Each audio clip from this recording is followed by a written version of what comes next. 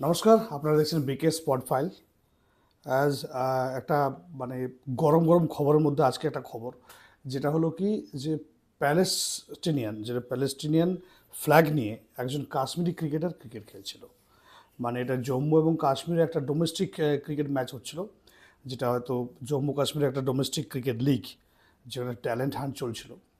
তো জানা গেছে যে সেখানকার একজন ক্রিকেটার মানে প্যালেস্টাইনের ফ্ল্যাগ, যেটা আমাদের মানে একটা হেলমেট পরলে যে কী থাকে, এটা ইন্ডিয়ান ফ্ল্যাগ থাকে বা ইন্ডিয়ান বা যে টিমের লোগো, যে টিমের হয়ে তুমি খেলছো সেই টিমের লোগো থাকে, সেখানে দেখা গেছে যে প্যালেস্টাইনের ফ্ল্যাগ দেখা যাচ্ছে। এটা আগেও হয়েছে।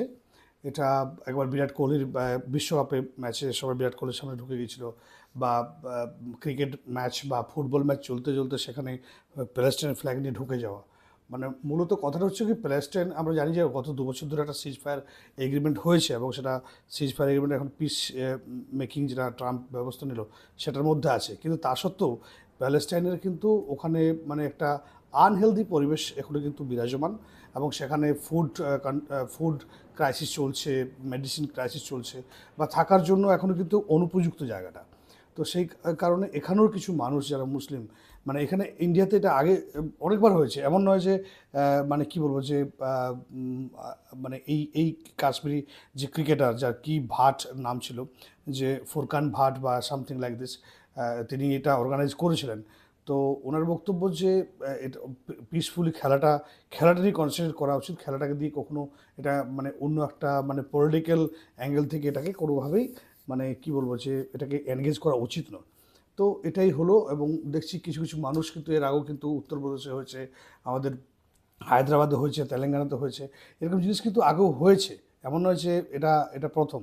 তো আমাদের মানে কী বলবো যে জাহিদ ভাট, যে মানে কী বলবো জাহিদ ভাট উনি অর্গানাইজার বা ক্রিকেটার, আর একজন ছিলেন ফুরকান ভাট। তো কে ক্রিকেটার কে অর্গানাইজার খুব একটা ভালোভাবে জানা নেই, কিন্তু এই এই ব্যাপারটা একটা প্রতিবাদী চিহ্ন হিসেবে হচ্ছে, এবং পুলিশ তাদেরকে অ্যারেস্ট করছে। এর আগেও কিন্তু অনেককে ডিটেন করা হয়েছে।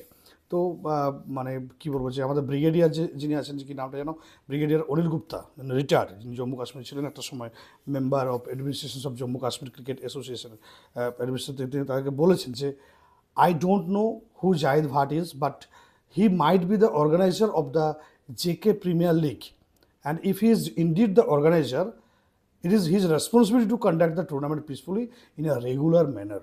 মানে উনি একটা ওয়ার্ন করেছেন যে এটা কিন্তু ক্রিকেটটাকে নিয়ে যেন রেগুলার ম্যানারে এটা পিসফুলি যেন কন্ডাক্ট করা হয়। তো এটাই আর কি, এটা একটা হট ওয়াটার, মানে এই সময় যে যে কাশ্মীরি যে ক্রিকেটার, কাশ্মীর একটা উন্নত জায়গা দিকে এগোচ্ছে।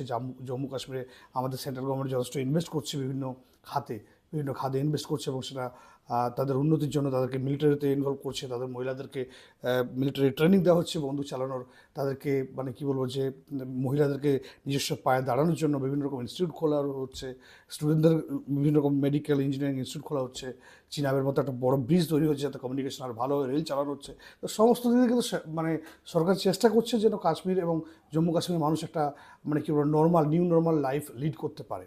তার মধ্যে এইসব যদি আমাদের অন্যান্য দেশের ফ্ল্যাগ নিয়ে যদি প্রতীকী প্রতিবাদ করা হয়, তাহলে সেটা কিন্তু আমার মনে হয় না পলিটিক্যাল অ্যাঙ্গেল থেকে ঠিক।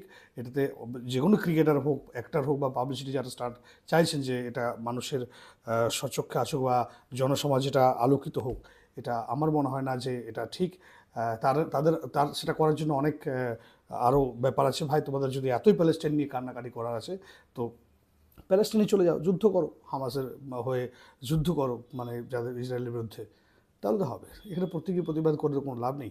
ক্রিকেটটা খেলছো, ক্রিকেটটা খেলতেই ব্যস্ত রাখো।